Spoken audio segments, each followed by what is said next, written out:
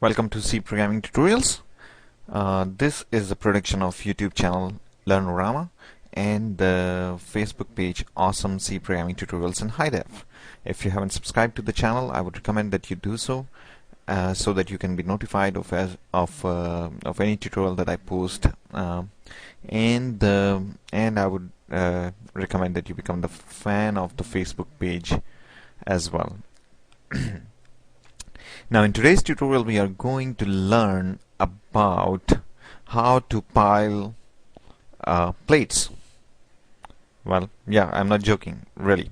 So let's see. So you have a bunch of plates. What do you do with that? You basically put them on top of each other like this, right? Pardon my drawing here.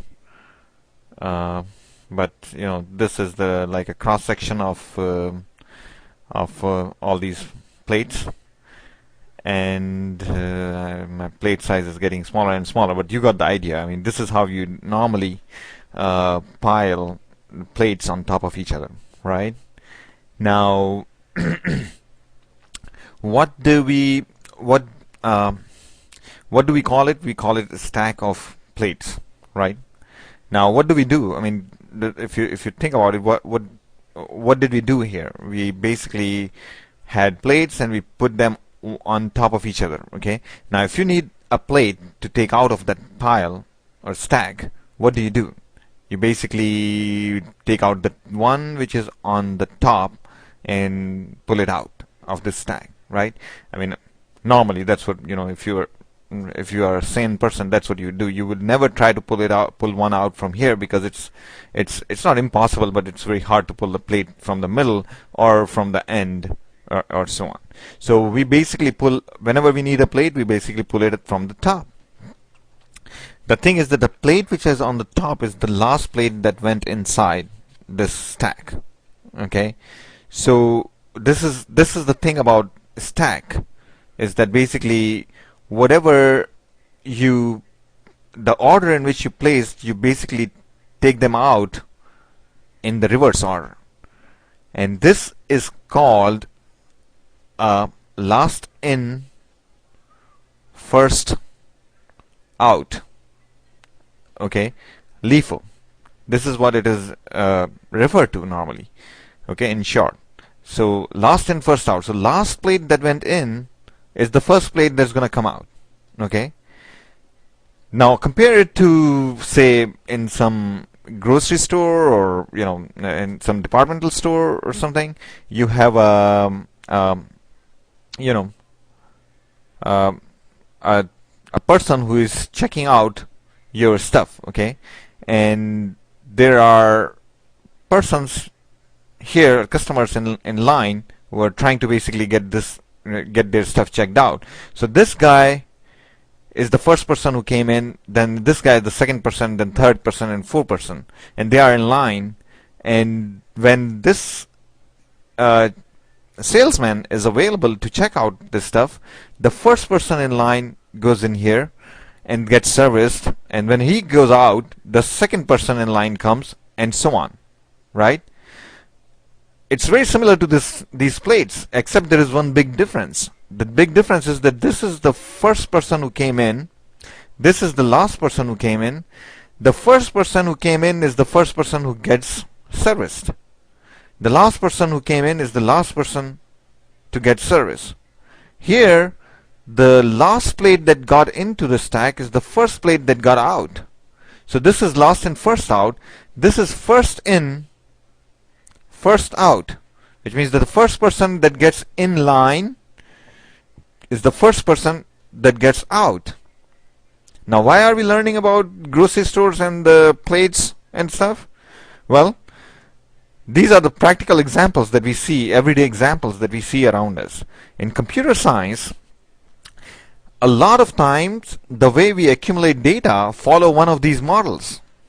Okay, if it follows this model, we say that you have to represent, I mean, this, if you can identify which model it follows, you can identify how to represent that data. or whatever events that are happening, whatever it is, if you see that it's basically, if it is following last in first out rule, then what you have to do is, right away that you treat them as these plates, and the best way to represent this is called stack. Okay, as in our regular language, in natural language, you would call it a stack of plates. That's where it comes from, obviously. So a stack, it means that it's being represented by the data structure stack. And what it means is basically, if anything that follows this rule, you can represent it to the same way as you would represent this ordering of these plates here, the way the plates go and the way the plates come out. Okay, and this data structure, the structure that actually implements the FIFO principle, is basically a queue, or we call it line. We don't call it line in computer science. This structure is called queue, but in our regular language we call it line. So it's basically, it's like, if you have data that needs to be processed in the order in which it came in, the first data that came in, that's the one that you have to process, then it's following FIFO rule here. Some people call it FIFO also, so it's totally up to you. Similarly, some people call it LIFO also, so it's totally up to you, whatever you want to call it. But the point is that this represents a data structure called stack, okay, and this represents the data structure called queue. Now, what would be the examples of a stack? Very relevant example of a stack. Look at the function calls, okay, very closely. And that's the reason why I'm talking about stack here. The function calls, actually, if you think about it, the way they work is basically, this is our main function, right? Remember, main is also a function. This is our start function, the very first function. Every C program has to have a main function here, okay? So this is the main function here. It calls, suppose you basically call some function. Oops.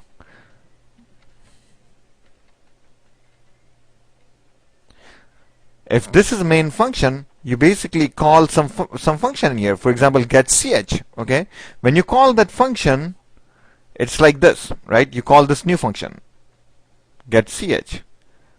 And suppose we have no idea what get ch calls, because this function, we never wrote that function. It comes with this compiler. So suppose this function also calls some other function, okay? And then that function calls some other function, okay? And then this function returns without calling any other function. When it returns back, we come back to this function. And then this function returns, we come back to this function, and when this function returns, we come back to this function. So if you look at it, what's going on here? It basically, we are calling this function, then this function calls this function, and then this function calls this function, and the first function that completes is the function that was called last. So this function was called last, this completes first. There is no way that these functions can complete unless this function completes first. So clearly we have, what do we have here? The last function completes first. We have this LIFO organization here, the LIFO trend here, last in first out. The last function that's in, that's the one that would be called, that would finish first. So why I'm talking about this? Every function has some local variables here, okay? So these local variables are actually created on stack. A part of memory which is organized as a stack. So the very first function, the main function, any variable, local variable that you are going to declare in main function, it will be created, they will be created first, okay? So this will be the main function's variables, okay? Then the function call that it makes, they are created here, and so on. And then as the function returns, as these functions return, their memory is cleared. This is cleared, then this returns, it's cleared, and this memory is available for the subsequent calls to the other functions. I'll stop here. Thank you.